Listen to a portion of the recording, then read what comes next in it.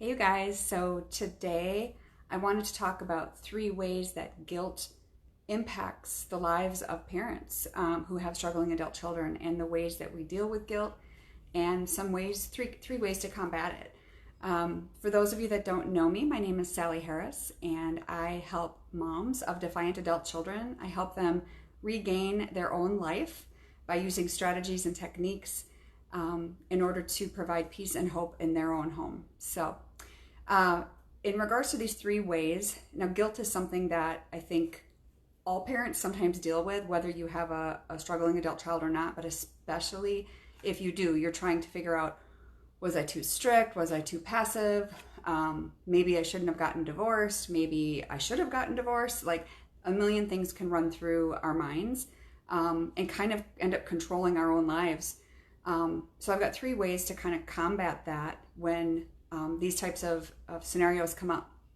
So instead of letting the guilt consume us, like most of us moms do, the first one is sometimes we come to the rescue too quickly. So we have an adult child that's gone astray or are on a bad path of sorts, and they text us or call us and they're like, I need money.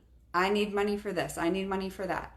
Now, if we're talking about a child who we're not talking about a child that's on a good path, that's working a full-time job, busting their butt, paying their bills, doing all the right things. Of course, you're going to help out your kids once in a while. I'm talking about the child who can't hold a job and so forth. So let's go with that scenario. And so, what are you going to do when they continually contacting you to gain, they need money for this or that? I think one of the things that parents do is we do come to that rescue. So we literally rob them of the opportunity to grow. We rob them of the opportunity to do critical thinking, problem solving, and if we've rescued them their whole life, that too is that's all they've ever known. So they're going to continue to come back to us because they don't know what else to do. At the same time, they might just be coming back to us because they have no other way to turn, but we've always said yes in the past, so they assume we're going to continue to do so. So literally that would be something where you could talk to them and say, I'm sorry this is going on. Like, let's brainstorm some ideas and how you can get yourself out of this mess, instead of reacting right away and saying that you're going to pay money. So I think that's crucial. And obviously at first when you do that, they're not going to be real happy with you probably. So just be prepared for that, because you're changing. And when moms change, the dynamics of how we react to our children, no, they don't always like it, but it's for their best interest and yours as a mom. So number two is taking on the blame for an adult child's struggles and failures. I think sometimes we feel like if they've gone down this path that we've done nothing right. Like how we all say, how can this happen?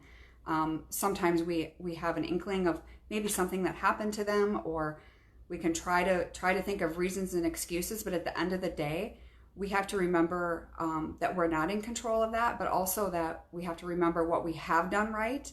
And so I encourage you to journal something where you can literally write down things that you have done, the ways you've helped them in the past, all the sporting events, the ways that you've, attended things, maybe things that you've paid for, maybe rehab, maybe programs, maybe counseling, all the things that you have done. So, and it's not to show them, it's for yourself, to make yourself realize, hey, I have gone above and beyond.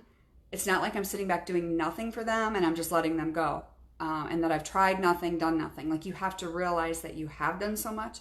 And so you really need to brainstorm those things. Actually, a lot of it you probably won't even have to brainstorm because it's going to be like right there. But some of the stuff from the earlier years you can jot down. And I think that's crucial. So big and small things that you've done. And then lastly, neglecting personal, physical, and emotional needs. Again, it's the whole oxygen mask thing, where if you're going to help someone, you need to put on your own oxygen mask first. That's what they tell us every time we get in a plane. And us moms don't seem to want to hear that. But it's true. It doesn't seem like the right order in which to do things as a mom, but it truly is. And once you're able to take care of yourself, you're going to respond better to them. and you yourself are going to be healthier. And then by helping yourself first, like I said, you're in a better mental state to help them and others. And so as your own life flourishes, then that's going to only help your child in the long run. So I hope that helps someone tonight. And I will put a link to my discovery call, which is a 30-minute call for moms who have defiant adult children. And I'd love to dig in to see what's going on in your life and how I can help.